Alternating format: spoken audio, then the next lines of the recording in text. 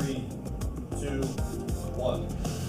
In the year 2020, it's all about brand strategy. We'll be talking about that with a leading expert. She logged, get this, more than 12,000 hours of live TV. That's next on the Jeff Crilley Show.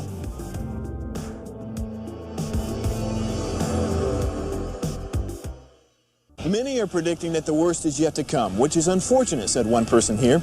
Until now, they've enjoyed the reputation of being the nation's icebox. Watched a burglar in his home this morning by webcam. As a journalist of over 25 years, stories are what make my world turn. Reporting live from the Dallas newsroom tonight, Jeff Crilley, Fox 4 News. But in 2008, I took the jump from my familiar life and started a PR firm from my home. We're talking about anyone with a camcorder like the one I'm using becomes a television network. We started slowly growing the company, and we now have over 100 clients, and we've branched into the world of live digital broadcasting. I now own 8 different TV studios and have a huge team, and the stories that I now get to share are sometimes the most important of my life. Life has a funny way of coming around full circle. This is the Jeff Crilley Show.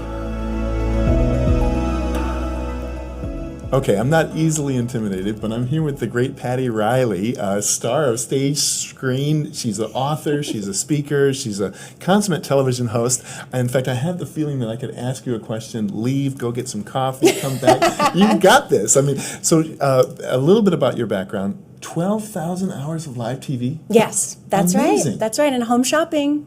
It was always live. It was 24/7. We worked with hundreds of guests per week. So I don't even know at this point. It's got to be in the tens of thousands of guests and products that I've worked with. I can't even imagine because, I was a reporter for 25 years, but I'm doing little reports, 2.5 minutes at a time. Yeah. And so the live stuff was fun for me, but getting me to talk for hours like you did, that had to be quite a challenge. Well, one of the reasons we brought you here today is to talk about brand strategy because all of those years of TV experience, working with products, working with brands, has really made you a brand strategy expert.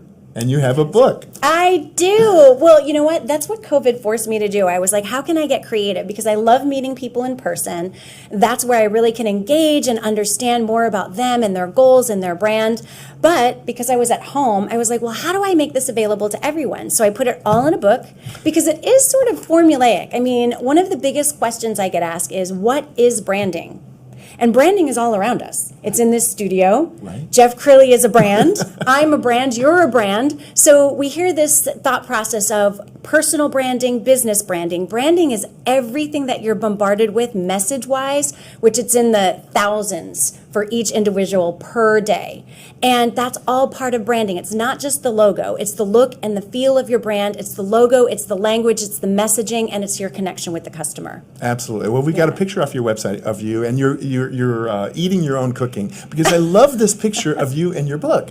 Because Thank you. I mean, really, when you're a brand strategy expert, you have to be on message all the time, don't Absolutely. You? Absolutely. I think that's one of the critical pieces too, is sometimes what I do going in is I do a brand audit for a company, for example, a skincare company that I'm working with now, and I notice that on every consumer touch point, which when I say touch points, it's where are you? Where can people find you? Is it Instagram, Twitter, LinkedIn, Facebook, in store, bricks and mortar? Anywhere you are, that's considered a consumer touch point.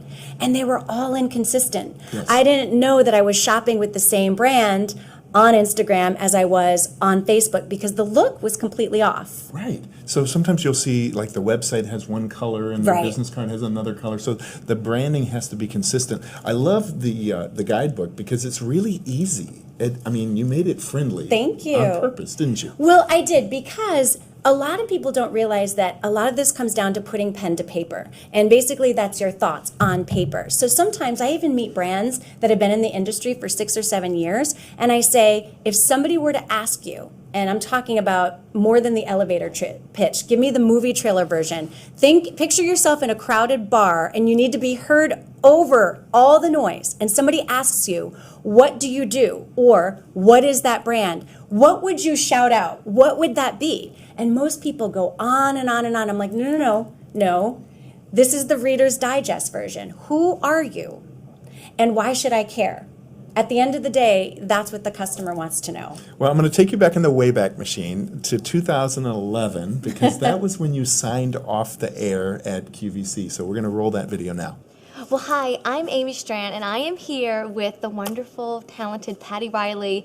Patti, we're happy to have you with us. Thank you. But you might have heard by now that after an amazing 11 years at QVC, Patti has decided to move on, and we're excited that we get to have some final words with you before you leave us. Thank you. I'm honored, actually. Well, 11 years. Did it Yeah. go by fast? Yes. It did? Yeah. That was a fast answer, too. No, yes, and which is, I can just get right to it, which is part of the motivation to kind of close this chapter and move on, because it really felt like it went by in a blink of an eye. Does it And feel like you were a different person when you opened the door to Oh. when you're closing the door? Definitely. The viewers can tell you that. I mean, I'd like to think and I'd like to hope that I've grown in good ways, because I think that QVC has allowed me to kind of stretch myself. I think it has been the most amazing experience any woman could ever have. I mean, I've gotten to be a girly girl on the air and discover my passion for beauty and meet really nice people. So it's been amazing. Oh my goodness. Okay, I can't even imagine 12,000 hours of live TV. Did there had to be a blooper? I mean, did you ever have anything go wrong? I worked with Joan Rivers quite a bit. Okay, so there you go. And there was just no shushing her. There was no controlling Joan Rivers. So on behalf of her, I shared bloopers. Yes, yes. Just by proxy, because she was amazing.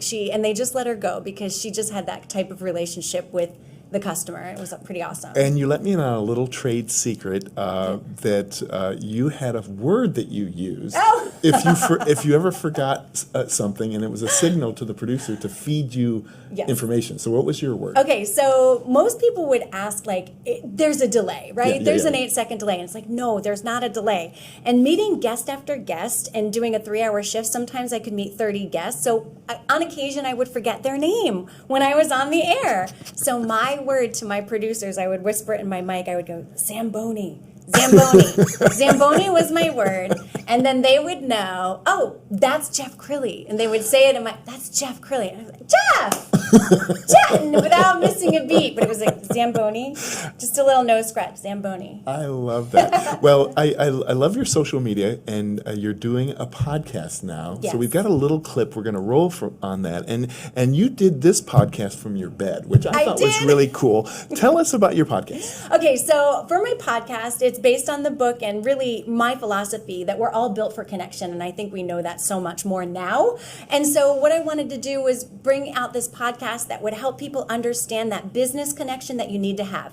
There's a person behind every business. So once you think like the customer that you are and you approach your business that way, your decisions are different, and they're actually more aligned with how your customers are thinking. So you're apt to get more engagement. So this is what I do on the podcast is I'm sharing my experience as a host. In fact, I was sharing a story in this one about how one time I went on the air and I had to wear a sweater that had cats embroidered all over it. Did you hear this story? I didn't hear the story. Cats embroidered all over it, bells on it, and Dallas, are you listening? It had a battery pack on the inside that lit the sweater up. Was this a ugly Christmas sweater party Jeff, thing? be kind. It was for a special kind of person. Okay. So I had to have this come to you-know-who meeting in the dressing room because I was ready to cry all my makeup off because I was like, how can I wear this cat sweater? And then I was like, you know what? Think about the person who works at the SPCA. In fact, you had a big event here. Yes. Think about the cat lover. Think about the in-home daycare teacher who has to try to wrangle the crying child out of her parents' arms to take care of them. Think about the smile that's going to bring to somebody's face who works in hospice care, right? You walk in with a cat sweater that lights up with bells. You cannot help yourself but feel joy. I love it. One of the things I love about your podcast is you're so real and relatable. I remember watching this episode, and you were talking about your dog and the FedEx man. And so, I mean, you're able to really kind of let your hair down in a way that you couldn't always on QVC. So true, right? There's no boundaries. I mean, the only boundaries are the ones that I set for myself. So I think that it was really liberating for me when I left QVC. The whole point was I wanted to work with people and and create more of a relationship and a vibe, because I think that it's all built on trust. Everything that we do, right? The decisions that we make, you're trying to trust people. And I felt like it gave me more leverage to do that. And so with the podcast, I just want people to know, from somebody who has sold just about everything from a pooping moose to a cat sweater that lights up to financial freedom kits with the one and only Susie Orman. Yes. Like, we go from that level to Anthony Robbins and Dr. Wayne Dyer. Like, it was all over. In fact, we should tell the audience, for the third caller, they get a pooping moose. So please call in. Exactly. Okay, so let's talk about a perfect client for you, because now you're coaching people, and it's not just beauty and lifestyle. You're coaching people of all walks of life. This is very true. I think when people come, there's so much pride in what they're making. It comes from purpose, right? My first question is, why do you exist? What compelled you to make this? And typically, it's like that Shark Tank story, right? I worked with Lori Grenier, but we're motivated as human beings by pleasure. We want more pleasure, and we want to avoid pain, right? So when we think of pain points, it's, what is the struggle? What is the problem that you're trying to overcome? And how can you make their lives easier? You need to say that up front. So a lot of times people lead with features, and they don't realize, business owners, customers, they come to me and they're listing features. Well, like today, it's a little overcast. Do I really care what the umbrella is made of? Or do I really just care about staying dry? So don't paint the picture of the umbrella is made with alloy aluminum. It's got this great PVC fabric. I don't know off the top of my head.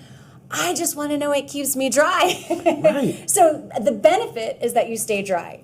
The features are what it's made of. It's like however many gigabytes you have on your phone or whatever you're upgrading. And people sort of get that mixed up. So I love working with a client when I actually see the light bulb go off and they're like, oh, that's what I've been missing. And you're a great storyteller. And I find that sometimes I'll go to somebody's website and I'll read their website and I still don't know what they do. That's a problem. You have to tell a story. Here's the other thing. We have the attention span of a goldfish. This is true. I'm sorry, what was that? Yeah, exactly. Something shiny. So you have to be right up front with what you do to get people to engage. And in fact, I have statistics in the book as well to support they're not really theories, they're time proven. I became a very successful host and making people millions of dollars. And it was based on me getting to the heart of how this was going to impact the customer at home. So a bagless vacuum, for example, Dyson, it's kind of considered a prestige home appliance at this point. But at the time, it was kind of like, how do we convince people that the vacuum bag needs to go away? Okay, well, I'll tell you. It's dusty, it's dirty, it's disgusting. I never, ever remember to order more, and then I'm in the middle of vacuuming, and it's full and whatnot, and it clogs up, et cetera, et cetera. So you paint the frustration point, but then you also paint the peace of mind picture. Yes. For people. You always have to do that. You have to counter the problem with the solution at the same time. And this is her gift, folks. In TV news, I had to take a complicated subject and make it understandable. Her gift, especially when you're interviewing 30 different people with 30 different products in a shift, you're having to come up with a brand strategy quickly because you're having to present it on live TV. That's a gift. And I mean, thank you. And it just came down to the fact that you are live. So there would be times I was known for my passion in beauty, and I had my own beauty show. I was really lucky to have that platform. But guess what? It's live TV. We had a host call out sick, and my producer gets in my ear and softly whispers, "You're going to have to do an hour of Dell computers." And I'm like, I know there's no break. And you were like, Zamboni. But here's the thing. When you approach it from the place that most customers are, here's what I want to know. Tell me, am I going to be able to set this up out of the box? Am I going to be able to store my pictures on here? I just asked the questions as they came to me because I was a customer in that cell, and then it helped that vendor or that rep to just seamlessly answer them and put it in terms that I could understand. Wow. So when I would say, like, please don't tell me gigabyte. What does that mean to me? Translate a gigabyte to my busy life? When I need to rapid fire get emails out and I want to send a photo album to my parents for their grandkids, tell me what that means to me. And then they would say, oh, okay. that means super fast. You don't even have to worry about it. Patti, you really do come alive on TV. Promise me. Thank you. If you ever do move to Dallas, we do a Patti and Jeff show in the morning, because I think I could see us with a cup of coffee in the morning and Coffee? and doing, yeah, maybe a little Kahlua. Mimosa?